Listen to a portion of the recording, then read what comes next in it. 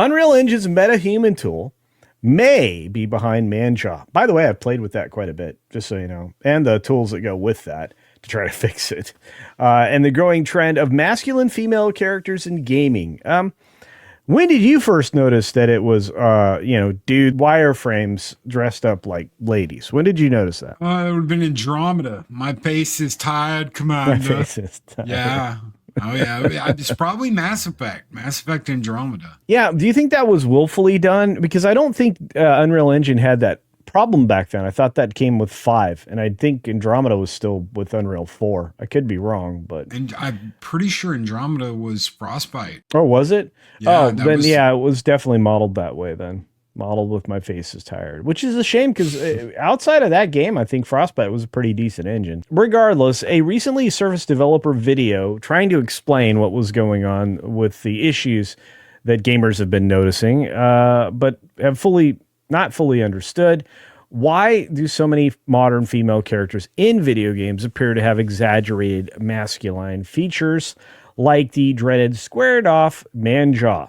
A game developer, speaking under anonymity, has provided evidence to YouTuber Smash JT, and I thought Smash did a good job with this video, that points to Unreal Engine's Metahuman character creator as the source of the problem. Have you ever played with one of these character creators? Oh, yeah. Plenty of times. Okay. Yeah, it's a lot of fun to play with the tools back in the background before you, you go after a game for its, lack of aesthetics, because sometimes you understand that maybe there's reasons for that. Maybe some of the tools aren't quite there. Maybe they didn't spend enough time with the wireframe, that kind of thing.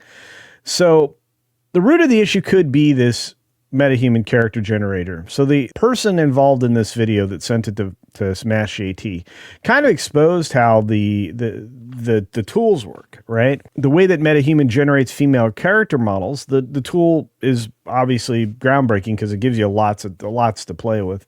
I've played around with a lot of the tools that are associated with this, but you get a lot of detail and things like that to create to work on top of the base models. But the base models are the problems, which is why they tend to lean towards androgyny, requiring extensive modification to achieve a traditionally feminine look. So it's just, I think it's just character artists in the game not taking the extra time to clean up that look. I mean, what do you think? Is that a possibility, Loki?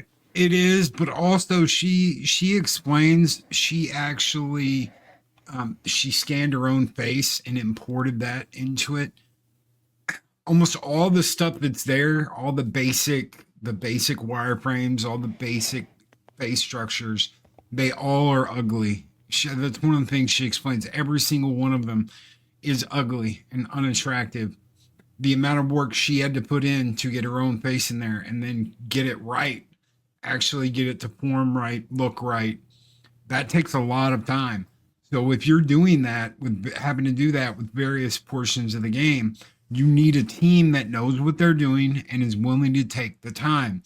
This is not just Unreal's problem. This is the developer's problem. This is the guys in the back that are just going, okay, great. If you brought me something like what happened with Star Wars Outlaws, if you brought me that character design and I looked at it and I looked at the picture of the model, I would tell them, you go back and you fix it. I don't care how long it takes. Go back and fix it and make it look right. This is plain laziness and rushing. If they wanted it to look good, it would. Yeah, exactly. It's a matter of whether or not you care about what the aesthetic is or not. And it seems like a lot of these newer game developers, they don't care about the aesthetics of any of the characters they're creating. Because, I mean, you think about it, every single NPC has terrible character design. It's like nobody spent any time on these things. And these are the most important things. Because you and I, Loki, and everybody out there, you're going to be looking at this game for a long time. I mean, some of these games, you have hundreds of hours of playtime, right? And then you have replayability. The question is, was any of this going to experience replayability? I doubt it. Doubtful. Doubtful. Yeah, and that's kind of where we're at. But the revelation suggests that many studios are relying on Metahuman and may inadvertently using the default templates without any necessary adjustments. That results in masculine female characters that stand out in ways that players find distracting or offensive or ridiculous. And again, it doesn't take much to clean this up.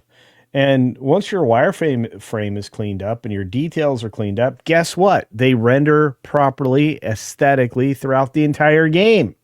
It's like you just have to take that little bit of time up front to make it look less, well, dumb. The man-jaw concern in game design, good subheading here. One of the most striking takeaways from the leaked video is the consistent structural patterns in Metahuman's female base models. Features such as strong jawlines, broad facial proportions, and a lack of softer, traditional feminine traits seem to be the default setting.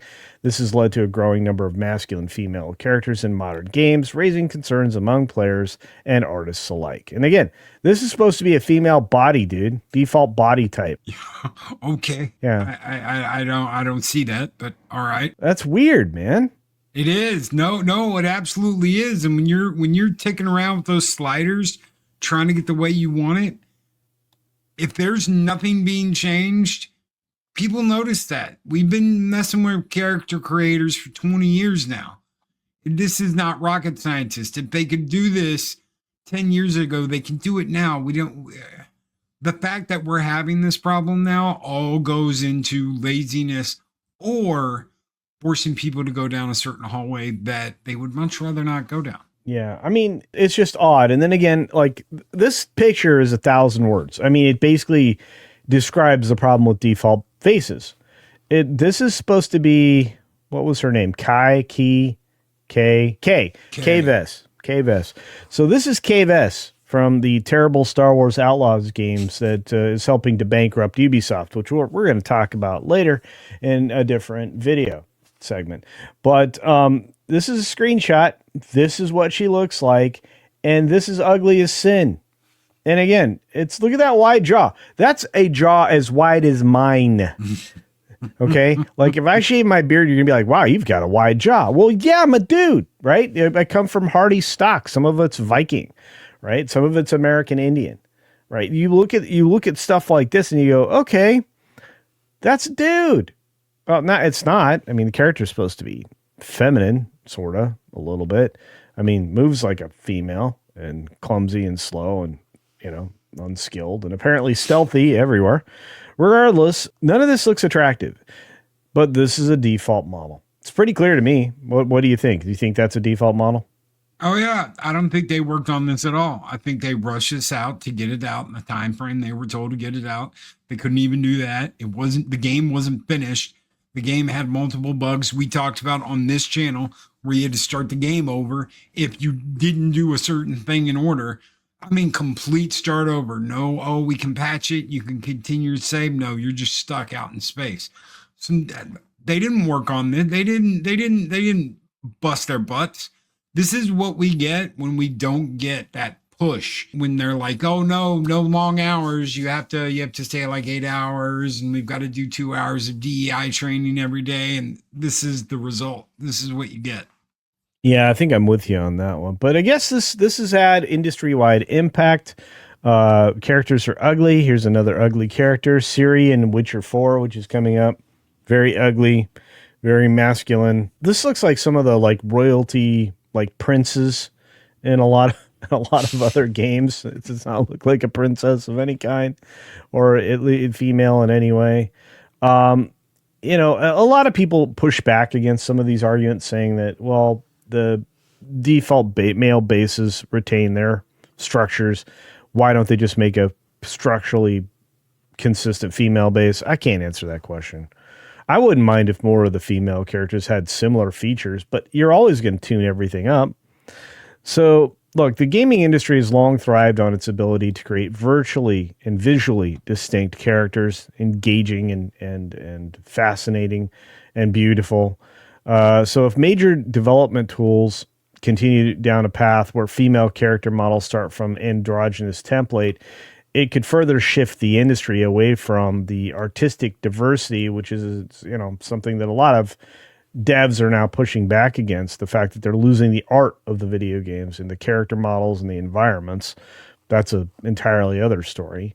But there is a call for change. The developer who shared the information with Smash JT hopes that bringing attention to this issue will encourage discussion among both industry professionals and players. The concern is not just about one tool, it's about ensuring that game development continues to allow for a full range of artistic expression rather than being constrained by the limitations or biases of the technology itself. Now, this is the thing that's the most striking. If you look at this wireframe outline for where the muscles are going to be bunched and moved, because that's what this is, that already looks pretty masculine. So it looks like she had to tune up even her own face pretty much. Oh yeah, it does, and I'm sure she did. It takes time. These are things that take time, and if they don't want to spend the time on it, they're not Just as going a, to, and they're just going to keep looking like this. This is what you're going to get. yeah, if realism is the goal, you don't want everything to look like a boy. That's all I have to say about that. Any final words on this, Loki? You think this is actually a thing? Are we imagining it?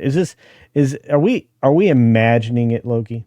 No, we're not imagining it. We have been imagining it from the start. With everything that's been coming to light, and especially Japan starting to take a stand and say, you know what, we need to do what we've done in the past, and hold on to what we think, we want instead of what everybody else wants. If America keeps doing this, they're just going to run their own industries into the ground. And if other countries decide that they want to go down this path and use tools like this, that's fine. I think Japan's getting out of that game. I hope it is. I've got my fingers crossed, because so many great games, and especially depictions of the US, Double Dragon, all those old games back in the day that we absolutely loved, that depicted, 80s street gangs and all that fun stuff. If they get back to their roots, they can totally make a comeback and get away from all of this. And didn't you know what happens? Stuff like this stops being profitable and stops getting made or gets fixed. That's true. Problem solved. Yeah. I just hope people start to learn how to use the tools, and I hope Unreal actually reconsiders their base frame for females. That's all I can hope for.